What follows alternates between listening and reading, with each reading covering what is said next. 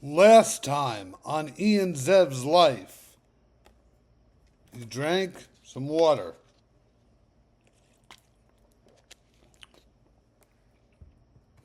That's how Jimmy Kimmel opens his show. But obviously he has a funny montage. So I'm trying different openers and I'm plagiarizing from people openly. Uh, Welcome, good morning, good evening, good afternoon, whatever time it is. Happy to have you here. This is going to be an interesting one. You definitely want to stick around unless you're going through a mental health emergency. Then turn this off and dial 988, which is the 911 of mental health in the brain. So I said yesterday I was going to be talking to my friend Gemma. Unfortunately, she had a family emergency, but she should be on next Thursday. So that's going to be a lot of fun. So we're going to talk about the presidential election, but in a broader scope. We're going to be talking about presidential elections, not limited to the U.S. either. But we're going to talk about what's going on in the U.S. I would like to first start by thanking somebody. And that person is President Joe Biden. Thank you for your almost 50 years of service to America. Thank you for all you've done. Thank you for being a patriot. Now, I still think he would have won. I know he would have won.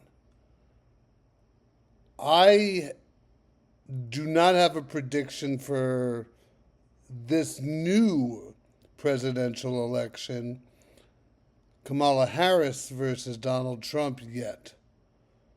I have a direction I'm leaning towards, but one thing a political scientist can't do is let their preference interfere with the facts. So probably after the DNC, I'll make a prediction. Maybe like September 1st-ish, after the fallout from the DNC, whatever that is.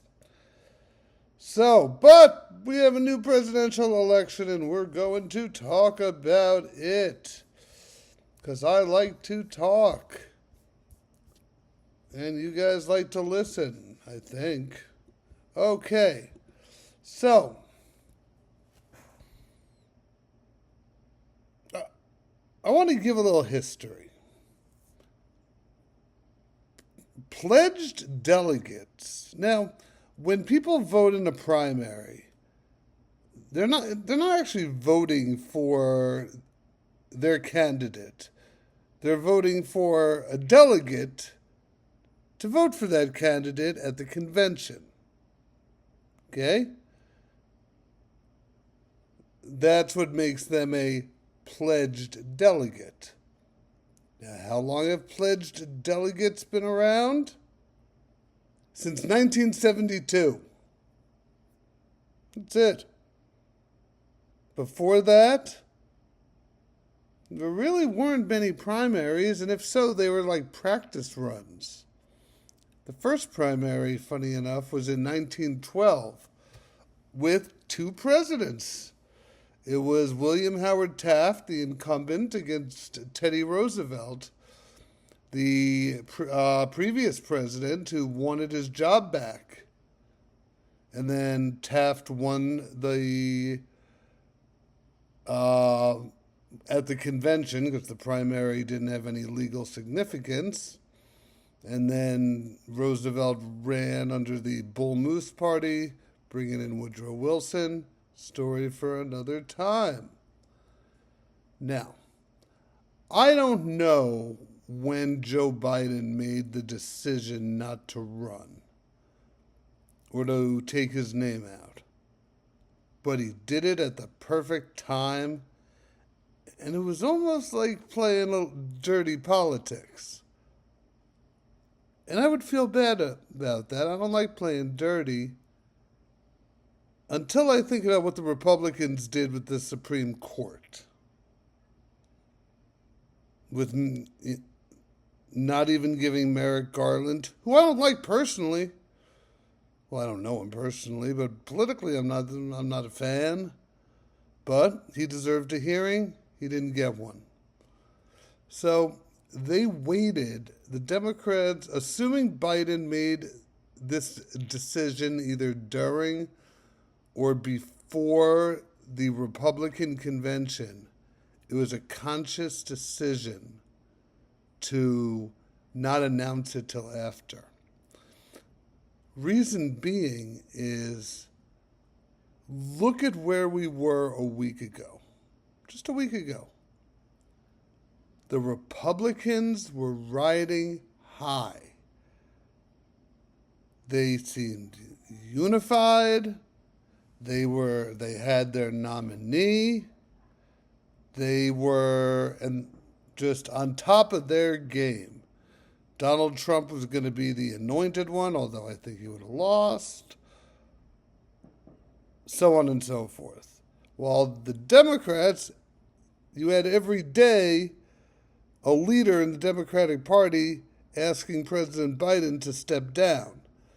And it wasn't a good look for America, or especially the Democrats. So the Democrats were in shambles, and the Republicans looked like an organized, well-oiled machine. Well, now it's a week later, and it seems to have absolutely flipped, where the Republicans now seem like the ones that are freaking out and disorganized, and the Democrats seem like a well-oiled machine in the matter of a week. Just a week. And the Republicans have already started with their ludicrous lawsuit. Would you believe? Mike Johnson, the Speaker of the House, is suing with Trump's backing. I can't even believe this is real. To get Biden back on the ballot. To get Biden on the ballot. Huh?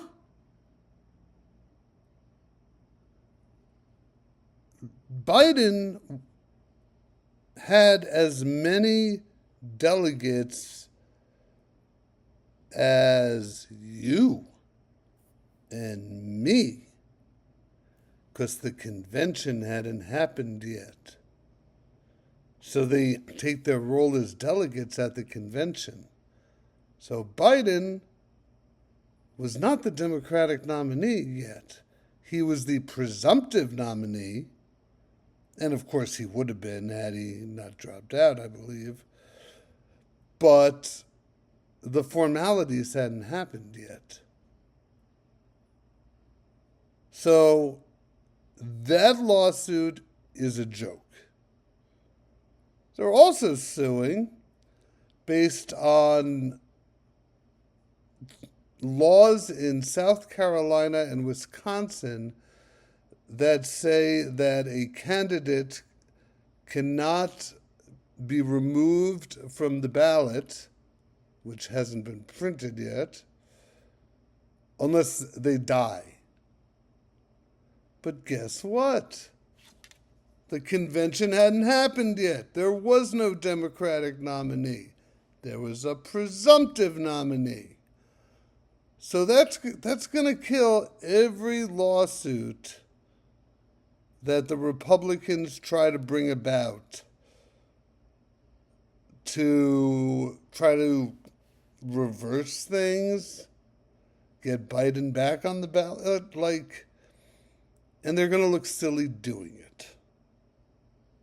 They already look silly doing it, just not enough people know about it. Then you turn over to Kamala Harris. For maybe an hour, there was a question about whether or not she would be the presumptive nominee. But look how fast the whole Democratic Party rallied around her. The one that was all fractured about Biden? All endorsed and rallied around her, except Obama yet for some reason, and I don't know why. But she raised $81 million in 24 hours. That's the most ever. Sorry, Donald. She raised more than you. Her war chest is $500 million. And she made sure she would become the presumptive nominee because all the other names they were throwing out there, like Cooper, Bashir, Shapiro, Kelly, Gretchen Whitmer, she automatically announced they were in consideration for the vice presidency. So they endorsed her. So the people who were supposed to run against her endorsed her.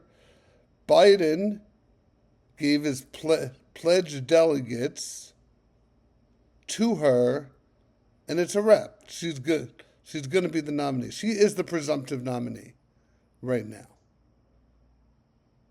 And it could have gone another way. There could have been an open convention. There could have been other people really trying to go at it, but boom. And that's impressive.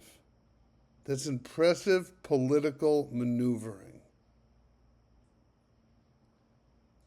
And I'm going to find it really ironic when they're going to use, I guarantee you, they have to use as a campaign slogan or reason or just, bumper sticker that Trump's too old to be president. And they have the credibility to do it because it was the Democrats that sort of forced Biden out because he was too old. And which now makes Trump the oldest presidential candidate. He's not presumptive because the RNC has already happened. So Trump is now the oldest presidential candidate ever.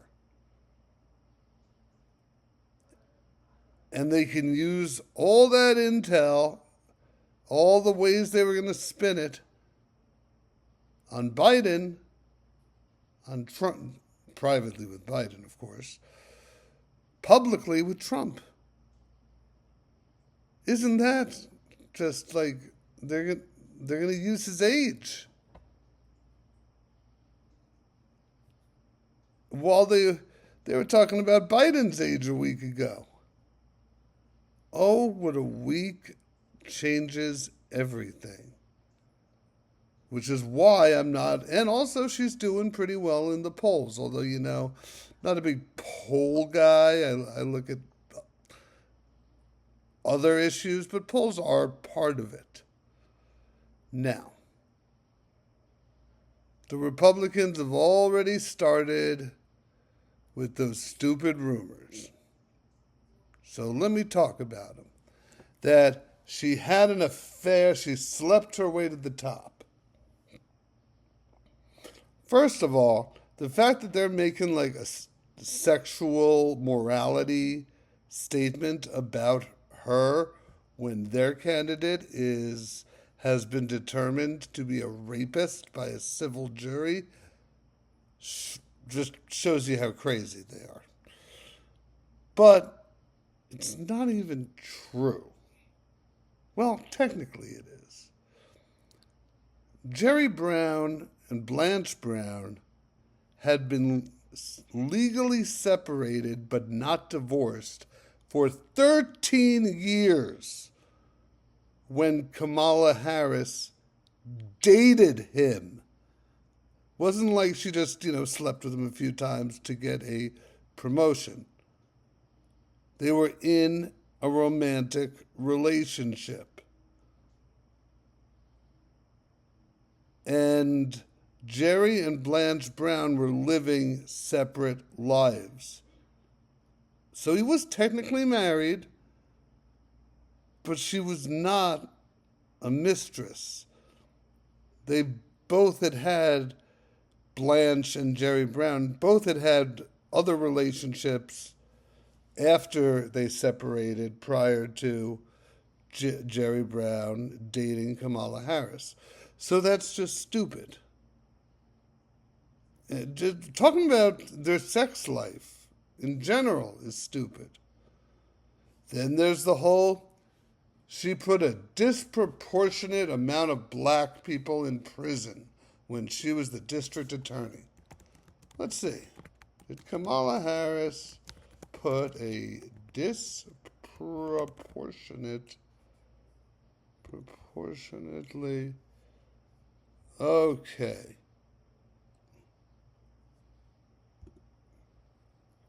This one, the claim is that she put 1,500 black men in jail for marijuana and let the white people go. And guess what? It's not true. Just pull up the records of when she was DA. It's not true. Like, I don't know what else to say other than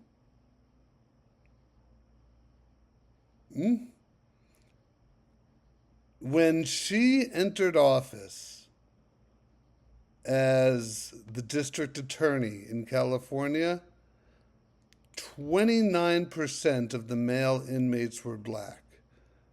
When she left office to join the Senate, that number actually went down to 28.5% of the male population was black. Then there's this other thing they're trying to throw out there, that she blocked evidence to have somebody convicted. And that comes from a New York Times article in 2018, that she framed this Kevin Cooper, for killing 4 people. And it was reported that there was DNA testing, which she just hid. First off, DNA testing at that point was not as strong as it is now. Cooper is still in prison. Okay. And let me see something right here. Maybe I'm proven wrong. Maybe she did do it. But I don't think so. I always forget to research one thing. I've been working on this one for a while. Okay. There we go. There we go. Misinformation. Some people are saying she's not eligible to be president. She was born in California. So there's, I guess, Kamala birtherism now. I don't know what's going on with that. It's like they went right back into desperation mode.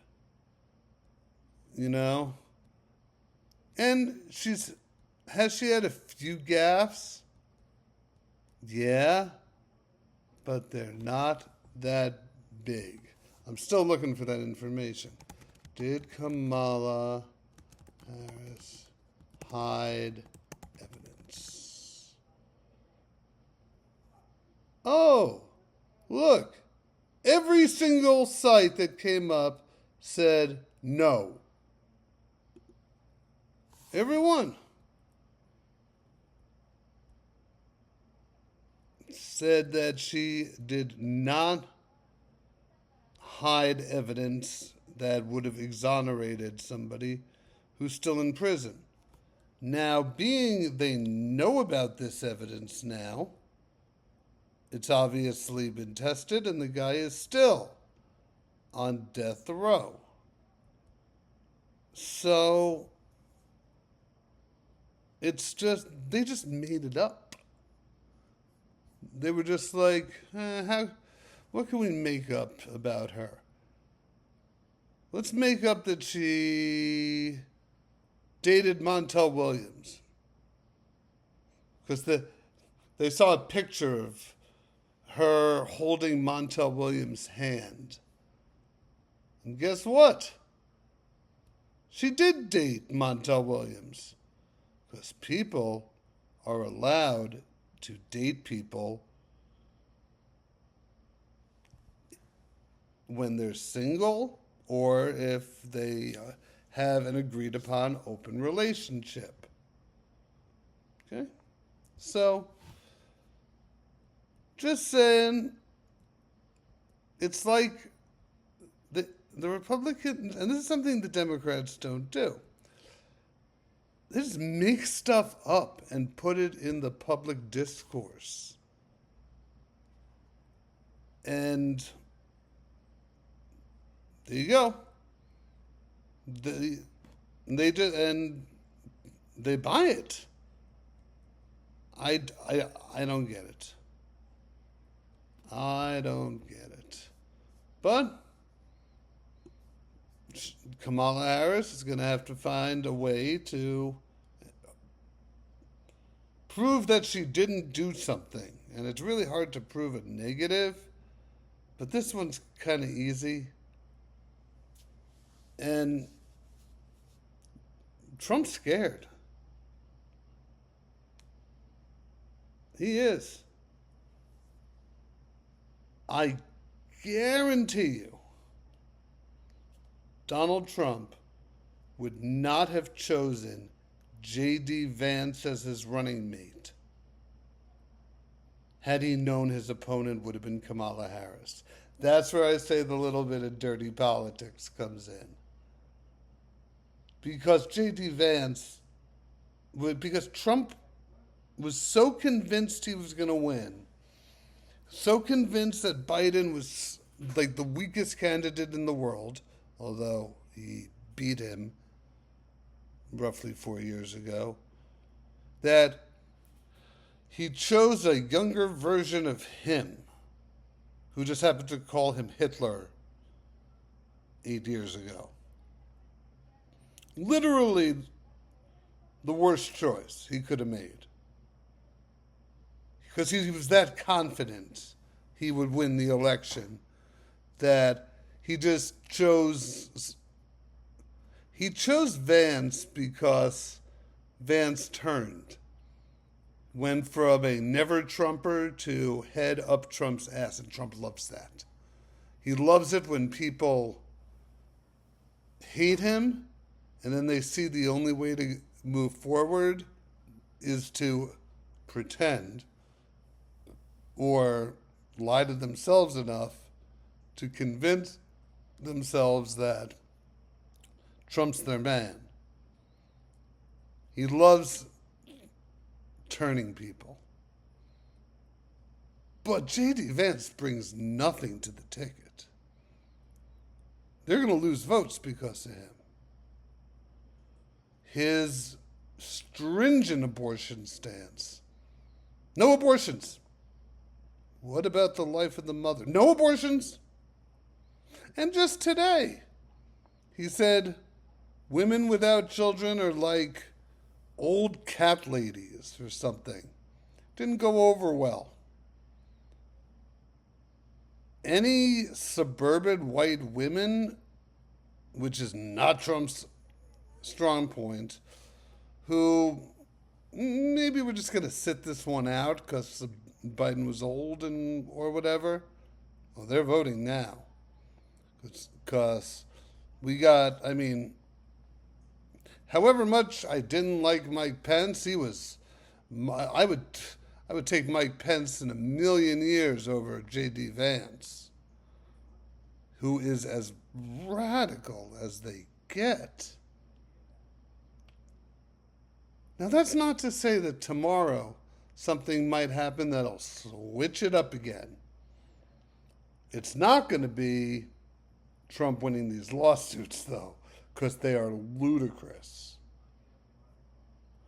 But something could happen tomorrow where, boom, it's looking like Trump's going to win. But as of now, I'm not making a prediction, but Kamala does have the advantage. Then there's also who she's going to pick as VP. It's going to be one of four people. And I think we're really down to two. But first is Roy Cooper, governor of North Carolina. Unfortunately, and I think he would be a great choice, but they can't. Because there's a law in North Carolina that every time the governor is not physically in the state, the lieutenant governor has all the power of the governor. And the lieutenant governor is elected separately from the governor, and the lieutenant governor is a MAGA person. So whenever he would leave to campaign, they would just pass a bunch of ludicrous bathroom nonsense lawsuits. And then he would come back and there'd be nothing he can do. So for the sake of North Carolina, they can't. Then there's Andy Beshear, who I really like. He is governor of Kentucky, a state that Trump won by 15 points. And he's a Democrat. And he got elected governor there, which means he has crossover appeal. That's not to say that the Democrats are going to win Kentucky. They're obviously not. But he might help with some crossover appeal in other states. But it's not going to be him either. It's going to be one of these two, in my political science analysis. It's either going to be Josh Shapiro, the governor of Pennsylvania, which is a swing state, and he's popular. So that would lock up Pennsylvania. And also he's a very good speaker. Some people even call him Obama-esque in his speaking ability, but he's too green.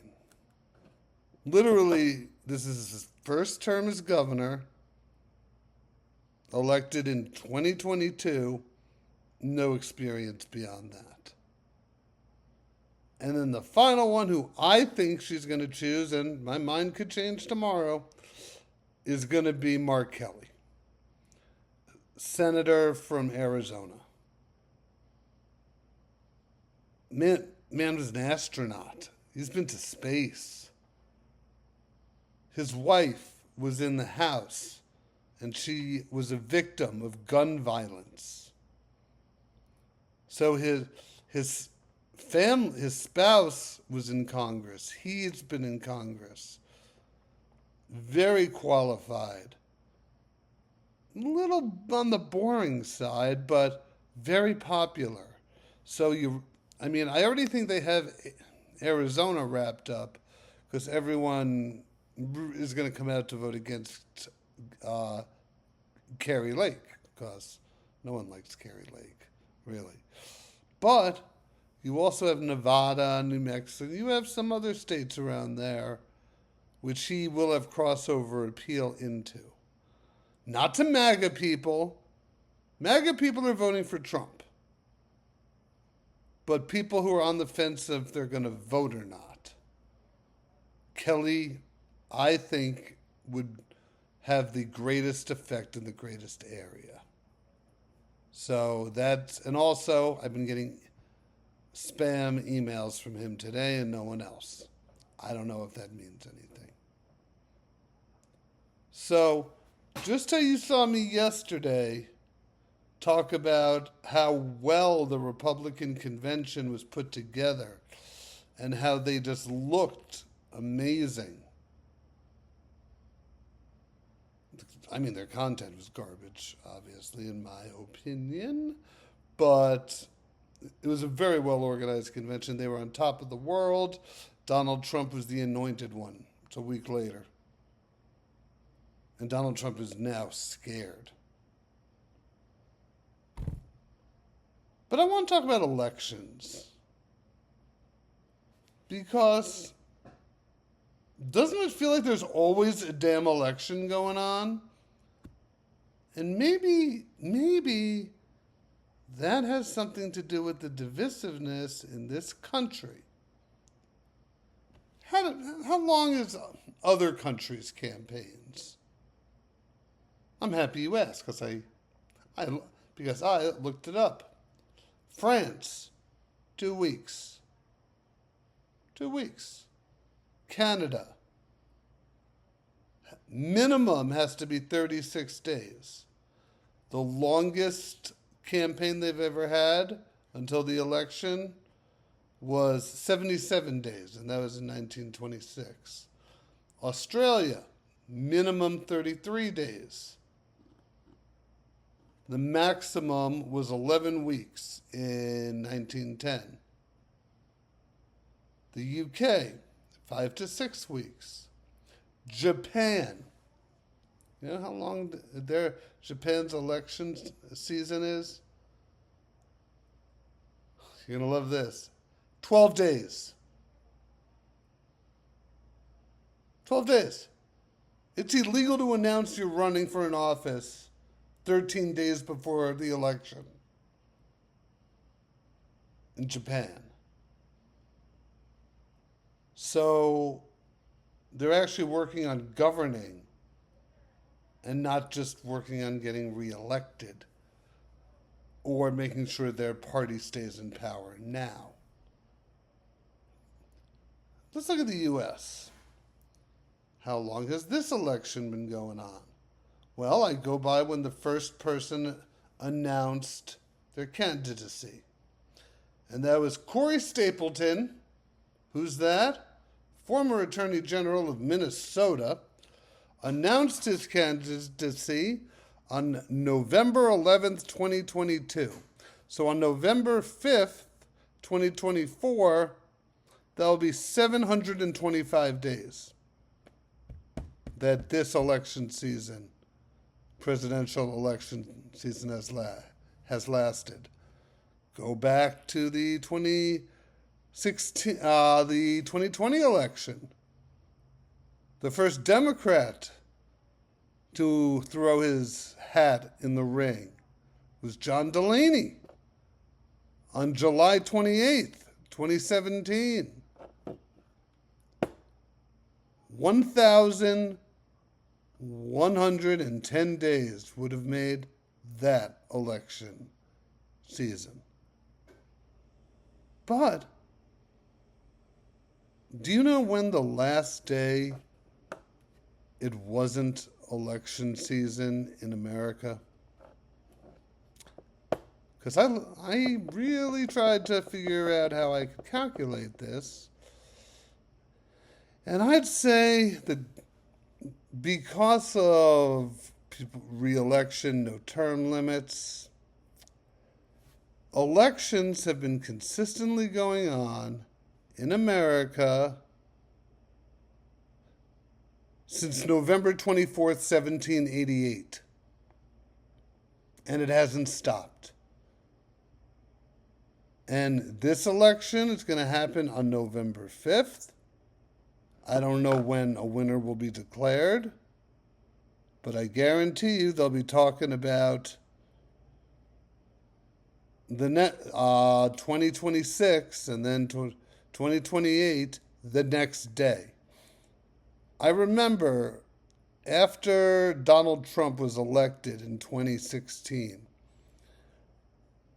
Bernie Sanders, I believe he went on O'Reilly. Yeah, this is how far back we're going.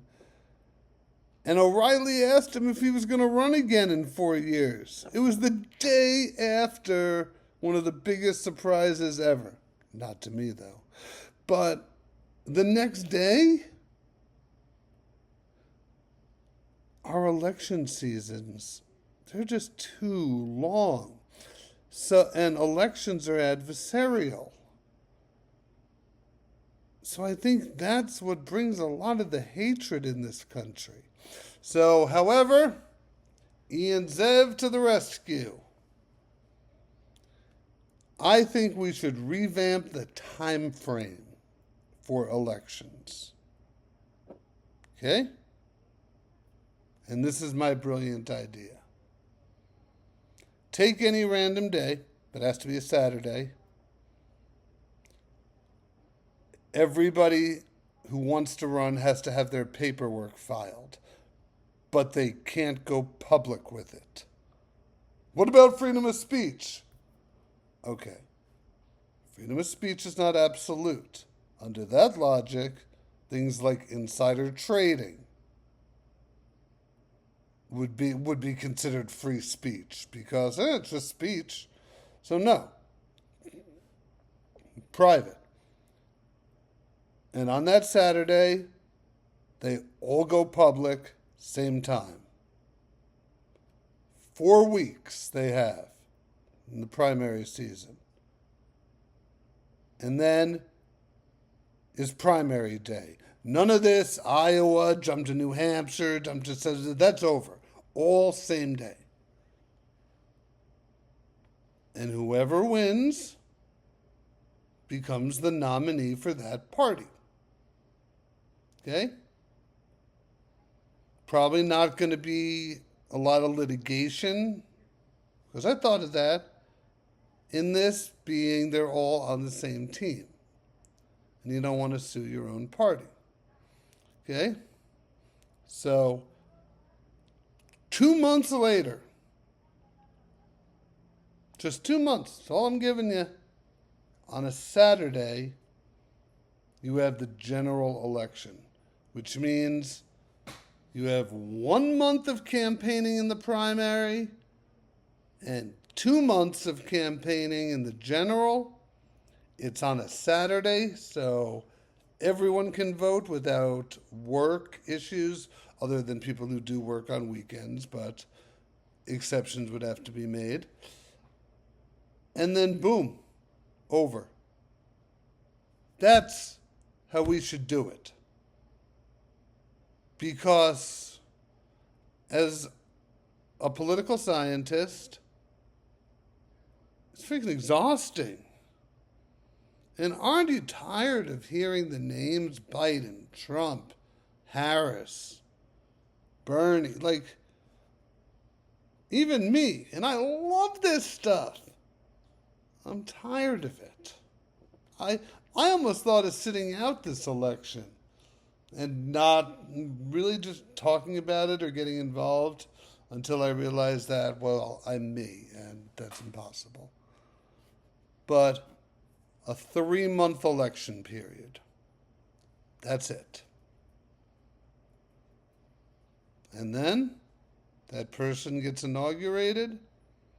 And for the president, I wouldn't... Term limits? Well, there are term limits. They can only have served 2. No, I would change it. 1 6-year term for the president. For the House, you can run for re-election up to 3 times because it's just 2 years. For the Senate, you can run for re-election once. So that would cycle the people around and shorten the eternal campaign, which has been going on since November 24th, 1788. Because I think anyone who watches this, if you agree with my politics or don't agree with my politics, I think you will agree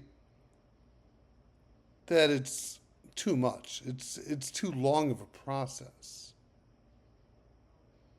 So that's my idea. Will it ever happen? No. Oh, by the way, Electoral College, gone.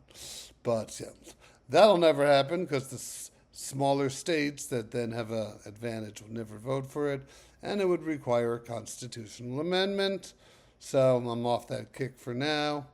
because it's just not in the realm of possibility. So, right now, I would say Kamala Harris has a slight advantage over Trump, but he's still coming off of the assassination attempt. And that moves a country. And it was live on TV. My mom was watching it live when it happened. And that definitely brought people who were probably just going to sit on the couch to vote for Trump, because he came off looking pretty strong that day. He really did. I'll admit it. You know, that picture with him in the flag, holding his ear, that's priceless. But I still don't think he's going to win, because he had 5 days of people saying Trump's changed, Trump's changed. And then he gave his convention speech, and now he's coming up with stupid stuff. And Kamala is just owning him. Like, there's something about I heard the brat candidate. I didn't look into it. Brat candidate. So I'm going to look it up right now. But I know that it was meant to be an insult towards Kamala, and she just took it and owned it. Okay, got it.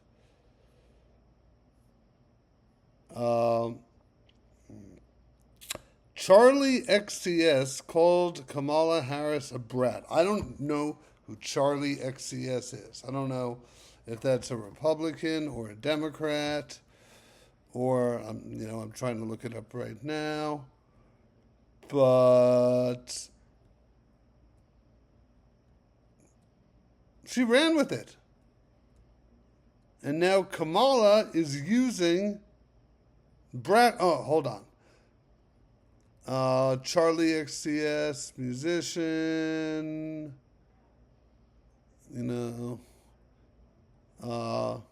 She said, "You're just like that girl who is a little messy and likes to party and maybe says some dumb things sometimes, who feels like herself but maybe also a little broken down." Actually, I think I'm just reading lyrics to one of her songs. So maybe it was meant as a compliment? I don't know. If anyone knows how it was intended, let me know. But people were interpreting it as an insult. That I do know. So she owned it. I'm a brat. I'm the brat candidate. Awesome. So I'm not yet ready to predict she's going to win. I didn't tell you guys, but I was going to make my Biden prediction. That was my prediction. And it's still, we'll never know. We'll never know. Because there was one election, Biden versus Trump. We all know who won that one. So I've gone on long enough. That's what's going on in electoral politics. Sorry for anyone who was excited about seeing Gemma and I discussing things this evening, but life happens. And she will be here on Thursday. And next Thursday, and we look forward to having her. So that's the state of the presidential race. It's 104 days away, and I can only make one guarantee: that Trump will declare victory. No, that's not saying he's going to win, but he's going to declare victory. Have a wonderful whatever time it is, wherever you are.